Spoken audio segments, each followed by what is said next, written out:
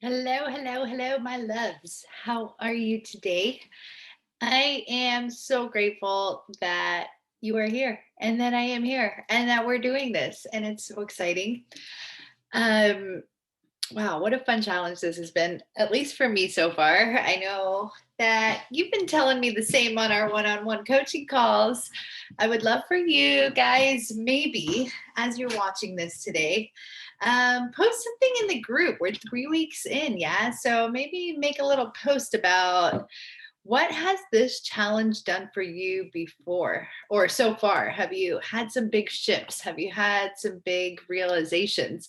Have you noticed that we've been doing a lot of inner work and it's led to actual practical shifts in your day to day, right? And how you associate in your relationships and possibly the way that you're thinking about creating new business opportunities for yourself. I want to know what's going on with you guys. So, this is my invitation to you for part of today's homework to jump in the group, make a little video again. Now we're getting to know each other, right? We can feel a lot more comfortable with each other and make a video, write a post about how has this challenge been for you so far? And if you could tell somebody who's not in the challenge, who possibly could totally use this program and needs to hear it from you on why. I'm going to be running this again. So if you feel comfortable, maybe I'd love to share some of your videos as testimonial experiences for other people who might be able to benefit from this work. So, that being said, last week, I think I might have overwhelmed you guys a little bit. There were some pretty long classes. So this week I decided we're going to switch things up. We're going to keep things short and simple this week. And we're going to get some really nice practical hands-on activities, back to a little bit of homeworking.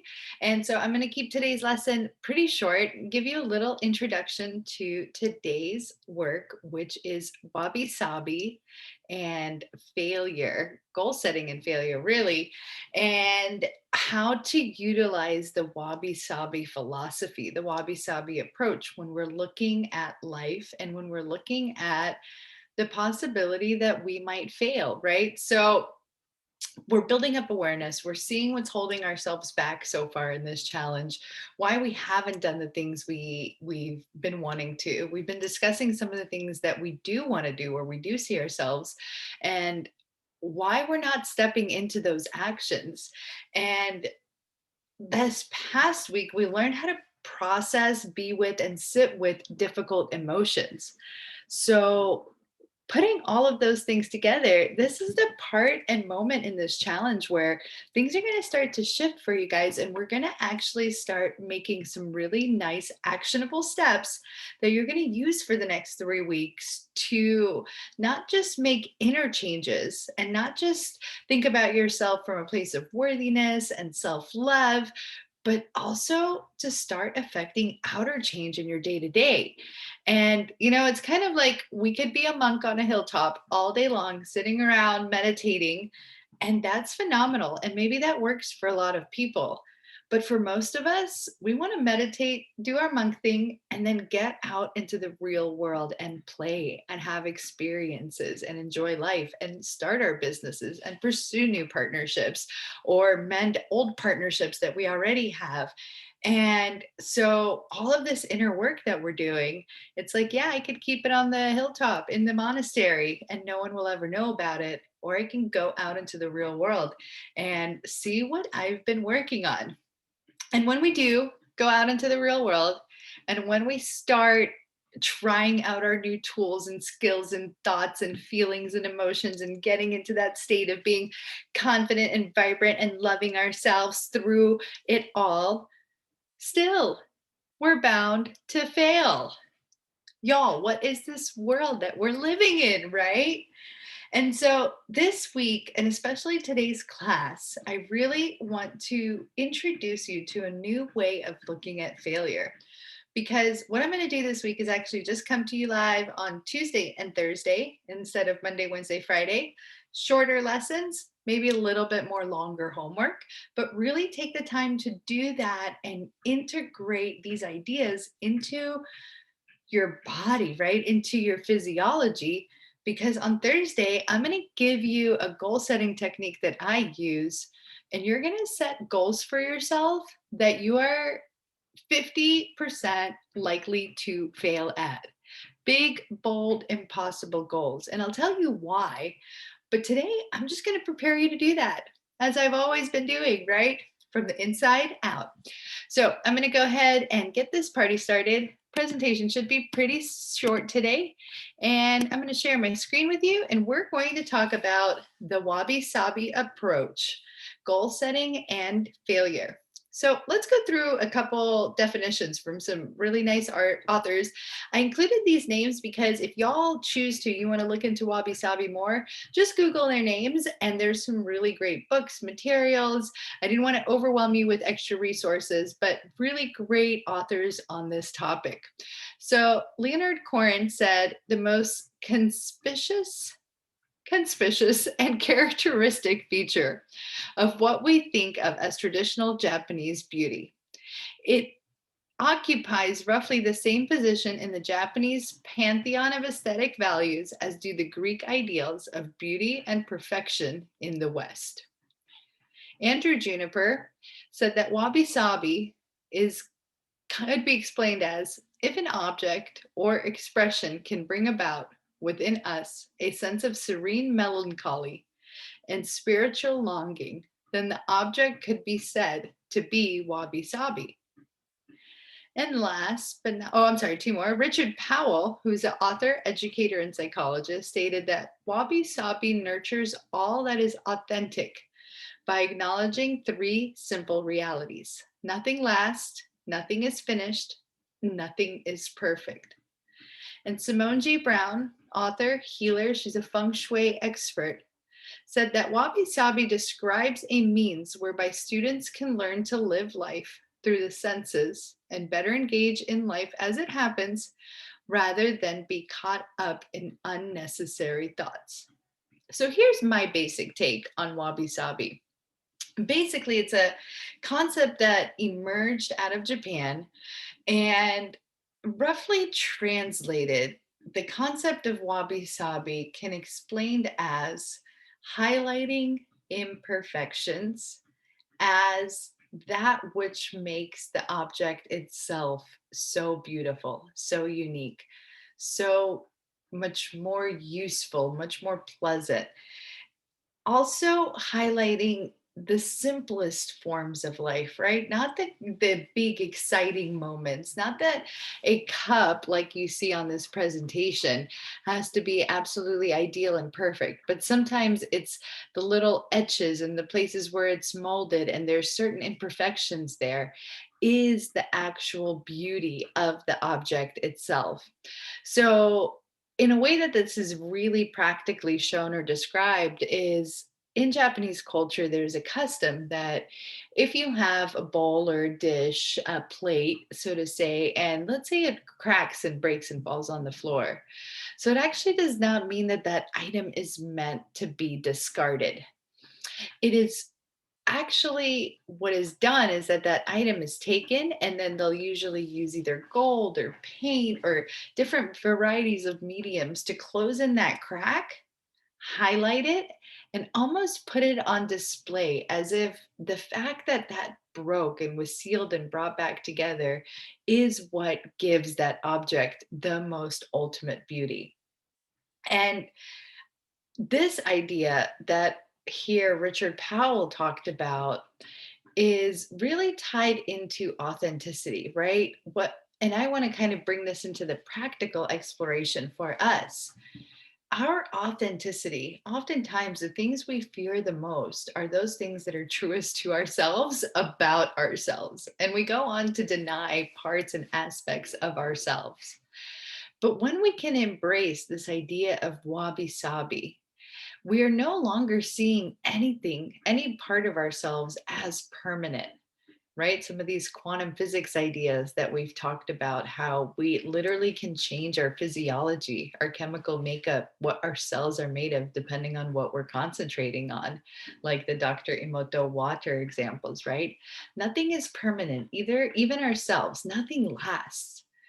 Nothing is finished. So even when I have a great idea like this workshop and holding space for you all, I want to do it again and again because I know I can always do it better. Even if, I was filming a podcast interview this past yesterday, and we had an interruption. We had to restart, and we started on the same question. And the way I answered the exact same question came out two totally different ways. Same point, brought it together, but it wasn't a written statement. And so it flowed differently. And even if, let's say you're a news reporter and you have a teleprompter in front of you, right? And it's the exact same words, what you're thinking, the way you carry your energy, that moment is really just that moment. Doesn't mean that it's the finished product of the culmination of so many moments before that, right? In that moment is a new birth for a new desire, a new beginning. Remember our ostrich that's looking beyond in the clouds instead of head in the sand. And last but not least, Richard Powell says nothing is perfect. And it's so true that in those moments where we're recording this class, or even the teleprompter news reporter who has the perfect script, the way that they carry themselves and the way that they deliver it, right? Maybe the next moment they could do it even better. Maybe there's one small thing we can enunciate. Even if you're the most amazing, incredible athlete, Michael Phelps in the Olympics, right? You want to beat your own records. Where is perfection? What is perfection? And so today, I really want you to think about this idea of highlighting our flaws. And I want to think about goal setting and failure in the examples of what is the beauty in failure. But I want to do it this way to prepare us for setting impossible goals, for failing later on this week. I want you to go on today and do the following journaling exercises. So, being aware of the benefits of failure, we're actually going to get our brains to start getting engaged and interactive. And as we come up with answers here, it's going to root down into our physiology. We're going to start training ourselves to believe that failing is awesome. And the first way that we're going to do so is see the inevitability of failure in the world, the inevitability of impermanence, impertinence. I have not been able to talk the last few days, guys. And we're going to see that nothing really is ever perfect. What is perfection? Is there the ideology of perfection that really exists anywhere? So I want you to ask yourself and maybe journal on each of these freehand, free writing, 5-10 minutes each on how is it true that nothing lasts? How is it true that nothing is finished? And how is it true that nothing is perfect? And then, so that's going to be part 2 of your homework, right? Part 1 is make the little videos or a little post in the group about what you're enjoying about this program so far. Part 2 is how is it true that nothing lasts, nothing is finished, and nothing is perfect? And part 3, this, don't even worry about writing so much, but start brainstorming about how do you set your goals? When you think about your goals, are they always usually, okay, first of all, is it like I have 0 goals? Goals, what do you mean goals? Like, I don't, yeah, no goals for me.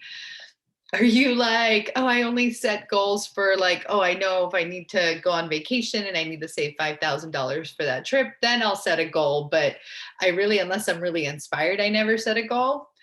Or are you the type of person that has like 15 goals all the time, every single day, like a to-do list? Isn't that almost like a bunch of goals you want to knock out in that day? And do you look at them as, okay, I have to pay this much and be this, or even in our business, like when I create so many clients or when I have this much revenue in my business, that is how I'm going to set my goals? Or do you set goals for yourself that are mission based? And what I mean by that is, what if it's a goal without an end?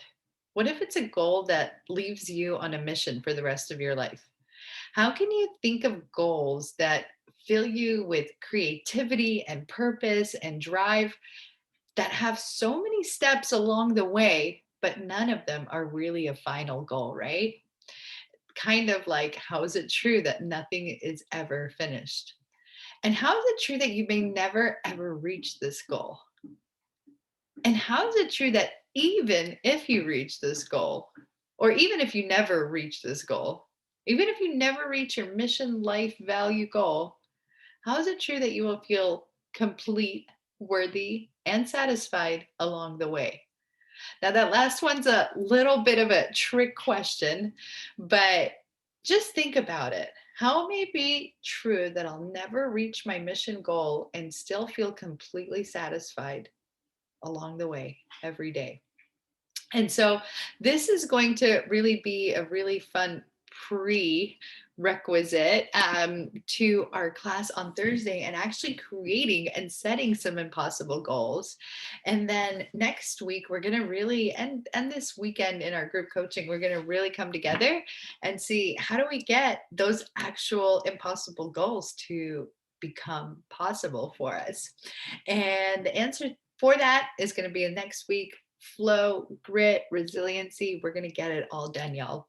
But like I said, I'll keep this short and sweet for today. I love you. Get your journaling on, and we will chat on Thursday. Toodaloos, my friends. Have a beautiful day.